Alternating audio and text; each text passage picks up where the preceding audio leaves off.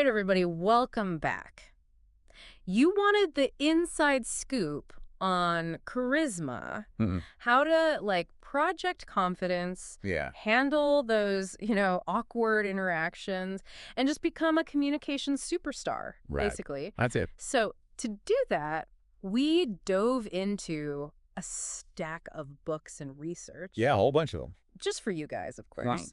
We're talking The Charisma Myth by Olivia Cabane. Great book. They switch. Yeah. We even threw in some Dale Carnegie. Classic. Gotta have the classics in there. Of course, of course. But here's the thing. Okay. We're not just gonna summarize these books, right? No. We're on a mission. A mission. To extract those golden nuggets. Those golden nuggets. The actionable insights. Yeah. That you can actually use, Right. whether you're gearing up for a big presentation, dealing with that colleague that kind of drives you crazy, Yeah. or you just want to feel more comfortable in any situation. So let's unpack this charisma thing. Okay, sounds good. Starting with first impressions, right? Yeah, first impressions. We all know they matter, but why?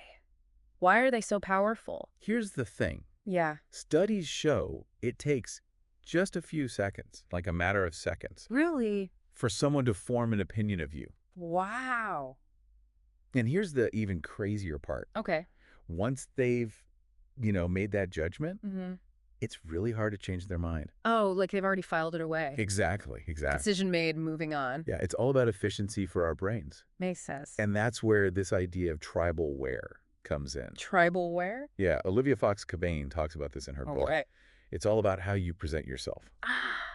Interesting. And, people instinctively trust those who seem similar to them. Similar. Okay. So we're talking like clothes, behavior, the whole package. Right. You're sending signals. Exactly. So if you want to blend in, build rapport, you got to adapt to that environment. Absolutely. If you're heading to a tech startup, Yeah. maybe skip the three-piece suit. Yeah. Probably not the best choice. Yeah. Unless that's their thing, then go all in. Right. But, presenting at a corporate law firm. Yeah. Probably best to leave the, the Hawaiian shirt at home. Unless it's casual Friday, of course. Exactly. Read the room. Read the room, yeah. The key is to be strategic. Strategic. Those split-second judgments, they have a real impact. They do. So, make them work for you. Make those first impressions count. Absolutely. Now, let's zoom in on a very specific first impression. Okay. The handshake. Ah, yes, the handshake. I mean, did you know this goes all the way back to, medieval times? It's true. Knights using it? Knights would use it to check for hidden weapons. No way. Yeah, they want to make sure the other knight wasn't, packing a dagger or something. So it's a security measure back then. Right. But these days, it's less about, avoiding getting stabbed. Luckily. And more about, you guessed it, making a good first impression. Yeah, first impressions are everything. So what makes a killer handshake, One that really leaves a good impression. Well, a great handshake, it's about warmth and power. Warmth and power. Combined. Interesting. So think firm grip, direct eye contact, Okay. and a shake from the elbow, not just the wrist. Ah, I see. And if you really want to signal a deeper connection, linger just a beat longer. Linger, hold on for a second longer. Yeah, just a little bit, to show you're engaged. Okay, got it. Now, on the flip side, Yeah. there are definitely some handshakes to avoid. What kind of handshakes? Well, the dreaded dead fish, The dead fish. where the hand's all limp and lifeless. Oh, I hate that. Yeah, nobody likes that. It's are you even trying? Right, and then there's the opposite, Uh-oh. the knuckle cruncher, Oh, no. where they squeeze so hard your fingers turn white. Yeah, way too aggressive. Too much. So the handshake, this is something we can actually practice. Absolutely. In the mirror, I'm picturing people shaking hands with themselves. Whatever works. Get that handshake down, Pat. Yeah, it's a nonverbal cue. Okay. People pay attention to it, Interesting. whether they realize it or not. Okay, so we've talked about first impressions, but now let's move on to something that might surprise you. Okay. The art of charismatic listening. Charismatic listening. Yeah, because we often think of charisma as being about how we speak, right? Exactly. But listening actually plays a huge role. Huge role. So it's more than just waiting for your turn to talk. Yeah, much more. What else is involved? It's about presence. Yeah. Attention. Okay. Showing genuine interest. Genuine interest. Resist the urge to interrupt. Oh, that's a tough one. It is, even if you disagree with what they're saying. Oh, even harder then. But it's important to let them finish their thought. Right. Use nonverbal cues like nodding, eye contact. Mm-hmm. Encourage them, let them do most of the talking. Because everyone loves to hear themselves talk, right? It's true. It's true. And it makes them feel heard and valued. Yeah, exactly. Which strengthens that connection. Absolutely. Now, I read a great tip about this somewhere. Oh, tell me. Imagine the person you're listening to Mm-hmm. is the main character in a movie. I love that. It helps you stay focused. Yeah. Makes them more interesting. It does, right? It's like you're engrossed in their story. Exactly. Now, speaking of engagement, Right. let's talk about the power of visuals. Okay, visuals. You know how sometimes you can walk by a certain street corner Yeah. and suddenly have a flashback to something that happened there? Oh, yeah, yeah. It's amazing how our minds link emotions with places and experiences. It really is. It's fascinating. So if that's true, Mhm. then creating positive associations Okay. is key. Key for charisma, right? Like, think about those charismatic leaders, Mm-hmm. Steve Jobs, Leah Kaka. Yeah. They didn't just tell you about a product. Uh-huh. They showed you its value through visuals and metaphors. Oh, I see. Like when Steve Jobs pulled that iPod Nano out of his jeans pocket Yeah. to show how tiny it was, Right, right. or compared its weight to 8 quarters. Okay. He was speaking the language of the brain. Which is Pictures. yeah. It's all about creating vivid images All right. that stick in people's minds. So whether we're giving a presentation or writing an email, Uh-huh. we should think about how to use visuals Absolutely. to make our message more memorable. Make it stick. Okay, now for the not so fun part of communication, Wow. dealing with those difficult people, Oh, yeah. those energy vampires Mhm. that leave us feeling just drained. Yeah, they can be tough. So how do we handle them? How do we stay calm and collected? Well, here's the thing. Yeah, You can't control their behavior, right. but you can control how you react. Easier said than done sometimes. It is. It is. Do you have any tips for staying calm and collected when, you're dealing with a real piece of work? I do, actually. Okay, I'm all ears. It might sound a little out there, Okay. but one of the most effective techniques I've found Mm-hmm. is to Yeah. imagine them with angel wings. Angel wings. Angel wings. I know. I'm intrigued. Trust me, it sounds crazy, Okay. but just try it. Okay. It's about shifting your perspective, Yeah, right? okay. It softens that emotional reaction, Mm-hmm. allows that warmth and goodwill to come through. So it's not about being naive or letting people walk all over you. No, not at all. It's just about shifting the energy. Exactly, creating a more positive dynamic, Right. Okay. giving yourself the best chance of navigating that tricky situation successfully. Have you seen this work in real life? Oh, I have. Really? Absolutely. Because I'm trying to picture someone trying to stay calm Well, yeah. while their coworker is screaming at them and they're thinking angel wings. I know. It's hard to imagine. But it works. Okay, so tell me about a time you've seen this work. I had a client, Okay. Bradu. She had some truly challenging colleagues. Oh, we've all had them. You know, the kind that make you want to run for the hills. Oh, yeah, yeah. And she started using this angel wings visualization. Okay. And the results were pretty remarkable, she told me. Really? Yeah, she said it completely changed how she felt Wow. and how she reacted in those tense situations. That's incredible. Yeah, it's pretty amazing what a little shift in perspective can do. I love that. Yeah. So cool. So she managed to turn things around with just a change of mindset. Yeah, it's powerful stuff. It is. It is. But, sometimes those difficult people Yeah. aren't coworkers or, people we could just picture with angel wings. Right. What about our own inner critic? Exactly. Those negative thoughts that can sabotage our confidence. Absolutely. That's a huge one. Yeah, it's we've got this internal committee constantly weighing in. Yeah, judging our every move. So how do we quiet that inner voice? Okay, so one technique I use with my clients Yeah. is a 3-step process. 3 steps. Okay. And the first step is to destigmatize those uncomfortable emotions. Destigmatize it. Like everyone experiences them. No, It's part of being human. we're not robots. Exactly. Okay. So step 1, destigmatize. Step 2 is to neutralize those negative thoughts. Neutralize. And remember, thoughts are not facts. Oh, that's a good one. Just because you think something Yeah. doesn't make it true. Just because I think I'm going to totally bomb this presentation doesn't mean I actually will. You might actually rock it. Right. And then Step 3. Okay, step 3. Rewrite reality. Rewrite. Wow. Choose a more empowering interpretation, Okay. even if it feels a little fake at first. Fake it till you make it. Kind of. Yeah, your brain will believe it eventually. Right. And then your body language will follow. Exactly. Do you have any, like, real-world examples of this? Oh, absolutely. Because I think so many people struggle with this. So tell me about a time you've seen this work. Okay, so I had this client, Michael, Michael. and he was totally dreading this meeting with his boss Oh, because he was convinced his boss was unhappy with his work, yeah, that's the worst. and it was really affecting his confidence. Oh, yeah, that feeling can be so paralyzing. It really can. Yeah. So we walk through those 3 steps. Yeah. First, we acknowledge the anxiety. Instead of fighting it. Yeah, just accept it. Okay. Then we challenge those negative thoughts, like had his boss actually said he was unhappy. Ah, that's a good point. And then finally, we reroute the narrative. Okay, how'd you do that? We replaced my boss hates my work Mm-hmm.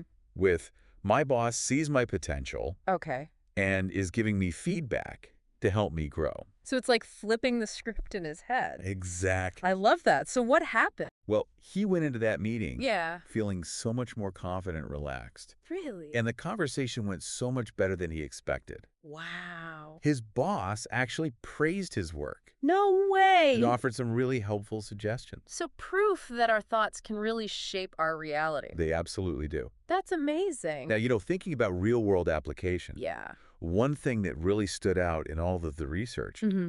was how important it is to tailor your approach to different personalities, Oh, yeah. Especially in, like, leadership roles. especially in leadership. Yeah. Because what works for one person Right. might not work for another at all. Exactly. It's not one size fits all. It's like communication is not a one size fits all. yeah. So you gotta understand those nuances Absolutely. and adapt your approach. And that leads us to a really powerful charisma booster, Oh, tell me more. expressing appreciation, Appreciate. making people feel valued. Yeah, it's like that old saying. You catch more flies with honey than with vinegar. So true. So true. And did you know Mm-hmm. that Benjamin Franklin, Benjamin Franklin. master of charisma, Oh, yeah. he used this to win over his opponents? Really? What did he do? He would ask them for favors, Favors. like specific things, Like what? like a rare book or a piece of advice. Interesting. And then he would return the item Mm-hmm. with a really heartfelt thank you note. Oh, wow. And it worked. So it's like they did him a favor, so they must like him? Right. Well, it actually goes a little deeper than that. Okay. How? It triggers something called rationalization. Rationalization. Yeah, like when we do something nice for someone, Mm-hmm. our brains try to justify it. Oh, interesting. We want our actions to align with our beliefs. Okay. So they convince themselves that they did the favor because they genuinely like the person. Or they agree with their ideas. Exactly. And it works the other way too, right? It does. If we're unkind to someone, We rationalize that as well. we find a way to justify it. Oh, well, I must have had a good reason. Exactly. So how can we use this to boost our charisma? Well, next time you need someone's support, Yeah. find a genuine way to express appreciation for something they've done. Like what? It could be a thank you note, Hmm. a compliment on their work, Okay. anything that makes them feel seen and valued. Okay, now for the not so fun part of communication. Oh, here we go. Delivering bad news. Yeah, nobody likes that. Nobody enjoys that. But you can do it charismatically. Charismatically delivered bad news. Yep. Is that even possible? It is. It's all about warmth, care, understanding. Okay, so how do we pull that off? First, get yourself into the right headspace. Okay. Access your compassion, put yourself in their shoes. Right. Try to really feel what they might be feeling. So approach it with empathy. Exactly. And that empathy will show in your body language. And then timing and delivery are crucial. Right. Absolutely. Choose a time when they're less likely to be stressed. Don't drop a bomb on them right before a big deadline. Exactly. And when you do deliver the news, Yeah. remember that body language? Warmth, concern, all that. Yes. Project that understanding. Okay, so what do we say? Is there like a magic phrase? It's not so much about the specific words, Okay. but how you say them. So like tone of voice, all that. Exactly. A simple, I'm very sorry, Mm-hmm. delivered with warmth and presence, Yeah. can work wonders. So it's all about sincerity. It is. And showing that you truly care. Absolutely. Then go a step further. Okay. Show them that you understand the ramifications, The broader impacts. like how it might affect their goals or their team. Exactly. And then what you'll do to make things right. Yes. Lay out a concrete plan. Actions speak louder than words. They do. Mistakes happen. It's how you handle them that matters. Now, what about when we need to offer criticism? Criticism. Constructive feedback, of course. Yes, that's a tricky one. Yeah. It's that balance of honesty and encouragement. It is, but remember, criticism, like bad news, Yeah. should be delivered with compassion. So same principles apply: timing, location, warm body language. Exactly. Anything else we should keep in mind? Well, this time, focus on specific behaviors Behaviors, okay. instead of personal traits. So like instead of saying you're always late, Right. say something like, I noticed you were late to the last 3 meetings. Exactly. Frame it objectively Okay. and focus on solutions. Solutions, yeah. And be mindful of their reaction. Oh, yeah. If you sense they're getting defensive, dial up that warmth. What about that compliment sandwich? The compliment sandwich, a classic. Compliment the criticism, another compliment. Exactly. Soften the blow, keep things positive. What if someone comes to us with a complaint? Apologies. Apologies. Just as important as delivering bad news. And they follow similar principles. You do. Warmth, empathy, Anything else? power. Power in how you address the situation. Okay, I'm listening. First, hear them out completely. No interrupting. Don't interrupt, show them you're present. Active listening at its finest. Exactly. Then, offer a sincere apology. Keep it simple. It doesn't need to be fancy, I'm very sorry, with warmth and presence. Okay, and then... Lay out a concrete plan to correct the mistake. And prevent it from happening again. You got it. So apologies, 3-part process: 3 parts. presence, warmth, and power. Hitting on all cylinders of charisma. It all comes down to taking responsibility, showing that you care. It's like apologies are the ultimate test of character, right? You could say that. But what happens when we're not face-to-face? Oh, good question. You know, like all those phone calls and emails. So relevant these days, right? Yes. So much of our communication happens remotely. Exactly. But the good news is Yeah, the same principles apply, they do. even when you're not physically in the room. So we can still project that warmth, that presence, that power. Absolutely. Okay, so how do we make sure our charisma is shining through, even in those digital interactions? Let's start with phone calls. Okay, phone calls. One of the simplest yet most effective things you can do is to always start by asking, Asking what? is this a good time for you? Oh, that's so basic, but so important. It is. It shows respect for their time, Right. and it sets a positive tone. Yeah, it's so easy to forget those little courtesies. It is, especially when we're busy. Okay, so what else? What else for phone calls? Once you're in the conversation, avoid multitasking. Oh, yeah, that's a tough one. It is, but give them your full attention. Just like you would in person. Exactly. No checking emails or scrolling through social media. Put the phone down, got it. Be present, listen actively. Okay, And here's a kind of surprising tip. okay, I'm listening. Don't answer the phone in a warm and friendly manner. Wait, really? I know, it sounds strange. Why not? Answer crisply and professionally. Oh, okay. And then, after you hear who it is, Yeah. let that warmth and enthusiasm flow into your voice. Ah, so it's like, Okay. hello, this is your name. Yes. And then, oh, hi, Sarah. It's great to hear from you. Exactly. It makes them feel special. I like that little element of surprise. It makes the interaction more personal. Okay, now what about emails? Emails, they can be tricky. They can. It's so easy to come across as cold or impersonal. Yeah, it's hard to convey tone through text. It is, but again, we can use those same principles. Warmth, presence, power. Exactly. So how do we inject some charisma into our inboxes? First, timing. Timing, okay. Avoid sending important emails late at night Right, or early in the morning. when people are likely to be overwhelmed. Got it. Respect their time and attention. Then keep it concise. Concise, yeah. No one wants to read a novel. Edit, edit, edit. Think about the value you're providing. Oh, that's a good point. Is it useful, enjoyable, or entertaining? Otherwise, it's just clutter. And don't forget about visuals. Oh, yeah, even in emails. You can use images, formatting, even emojis. To make it stand out. Exactly. Wow, we've covered so much. We have. First impressions, handshakes, difficult conversations, apologies. And everything in between. And it all comes back to those 3 key elements of charisma. Warmth, presence, and power. It's so clear that charisma is a skill. It is. It's not something you're born with, Anyone can learn it. and anyone can improve. So, as we wrap up this deep dive into charisma, what's one final thought you'd like to leave with our listener? Think about the people you find most charismatic. Okay. What is it about them that draws you in? Yeah, Their energy, their warmth, their ability to make you feel seen and heard. I love that. It's not just about what they say, but how they make you feel. Right. So cultivate those qualities in yourself. That's a great point. Genuine warmth, presence, and a sincere interest in others. It's magnetic. It is. Well, thank you so much for joining us on this fascinating deep dive. It's been my pleasure. Until next time, keep learning, keep growing. And keep being awesome. We'll see you guys next time.